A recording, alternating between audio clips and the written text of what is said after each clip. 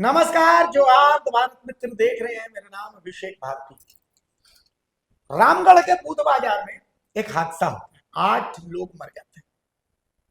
लेकिन इन 8 लोगों के मरने के बाद जो सियासी ड्रामा हुआ और जिस तरीके से नैरेटिव्स गढ़े गए, आज उन नैरेटिव्स को लेकर के आपके सामने आऊं। सबसे पहले जब हमने ये खबर दिखाई, हम परसों ये खबर दिखा रहे थे, तो कमेंट्स में बहुत सारे लोगों ने बोला है कि अबे दलाल, अरे बेईमान, कोयला कहाँ गया? हिम्मत है तो पुलिस से पूछो ना, चिंदी चोर हो तुम, ये वो जिसने पार्टी विशेष के लोग।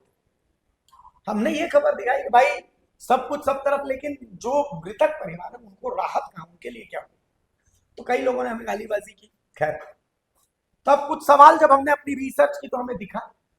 और सबसे पहले इस मामले में रजरप्पा थाना प्रभारी की तारीफ बनती है। कैसे? मैं आपको एक तस्वीर दिखाता हूँ। ये तस्वीर देखिए, ये वही ट्रक है जिस ट्रक से एक्सीडेंट हुआ, और ये वही कोयला है जो कोयला उस ट्रक में लोड था। कुछ लोगों ने हमसे कहा कि देखिए, एक्सीडेंट हुआ तो तुरंत तुरंत कोयला वहां पर से निकाला गया, कोयले को गायब किया गया। बहुत लोगों ने हमको कहा। जब हमने इसके बारे में सवाल किया, हमने तो डायरेक्ट एसपी को भी पूछा कि सर वो कोयला, तुम बोलो कोयला तो कोई 2 नंबर कोई चोरी का कोयला तो था नहीं। और फिर हमने जब थोड़ी और पड़ताल की तो हमें ये कागजात मिले। ये कागजात हैं, ये कोयला कुजू से निकला था। कोयला 1 नंबर का था। हर बार हादसे में 2 नंबर का ही हो, ऐसा कोई जरूरी नहीं कि कोयला 1 नंबर का था। जो मृतक है, मृतक के परिजनों को 1-1 लाख रुपए का मुआवजा मिला है, जो जानकारी है। लेकिन ये कोयला जब्त करके और रजरप्पा थाने में रखा गया। ये गाड़ी भी जब्त करके रजरप्पा थाने में रखी गई है। मैं आपको केस नंबर बता देता हूँ। FIR दर्ज है 26/6/2026 की 84/26, और गाड़ी नंबर है JH02AA4786। तो ये अफवाह जो है कि गाड़ी गायब हो गई, ये हो गई, वो हो गई, ये सब फालतू बात है। तो कुल मिलाकर के कोयला थाने में है, सच फाइल में और अफवाह नाली में। और रजरप्पा थाना प्रभारी की मुस्तैदी ने इस दुष्प्रचार का अंत कर दिया है। सोशल मीडिया में भ्रामक सवाल उठा करके रजरप्पा पुलिस और रामगढ़ पुलिस की छवि को बिगाड़ने की कोशिश आखिरकार धराशायी हो गई। बारलोग में हुए दर्दनाक सड़क हादसे में 8 लोगों की मौत के बाद पुलिस ने जो किया, कम से कम ठीक है, तारीफ इसलिए बनती है कि पुलिस ने वहां मुस्तैदी से काम किया। मरने वालों को तो दुनिया की कोई शक्ति वापस नहीं ला सकती, लेकिन पुलिस ने जो किया उसे आप कर्तव्यनिष्ठा कह सकते हैं।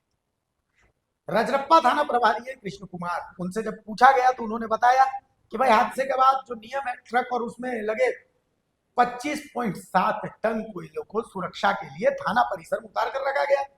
CCL तोपा कोलियरी से आर्यन इंडस्ट्रियल वर्क्स के लिए वैध कागजात के साथ लदा यह कोयला है, जिसका वेमेंटशिप ऑर्डर नंबर 3345115876 है, और सभी दस्तावेज पुलिस के पास मौजूद है।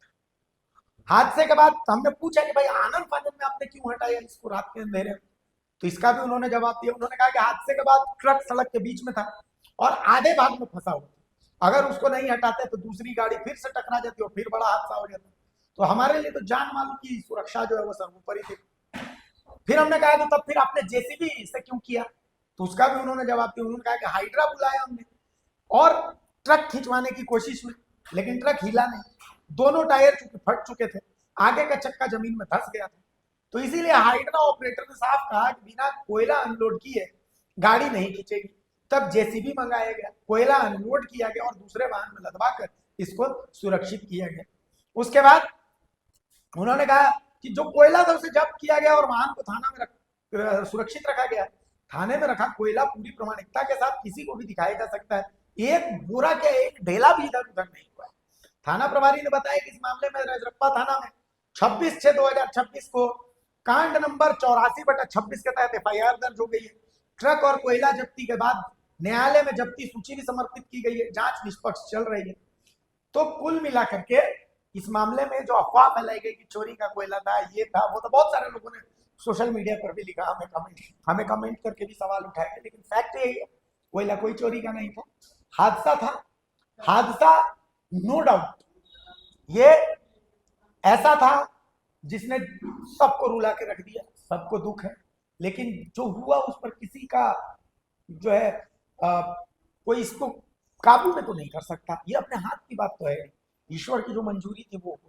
सवाल ये है कि परिजनों के राहत के लिए क्या किया गया। हमने थाना प्रभारी को पूछा कि उन्होंने कहा देखिए मेरे, उन्होंने कहा कि जो 1 लाख रुपए का प्रावधान है तमाम 1-1 लाख रुपए मृतकों के परिजनों को दिए गए। बाकी राजनीति अपनी जगह, वो राजनीति करने वाले करें, उससे मेरा कोई सरोकार नहीं है। हमसे जो हो सकता हमने किया है और हमने त्वरित राहत की भी कोशिश की है। हर संभव सरकारी प्रावधान के हिसाब से हमने सब कुछ किया है।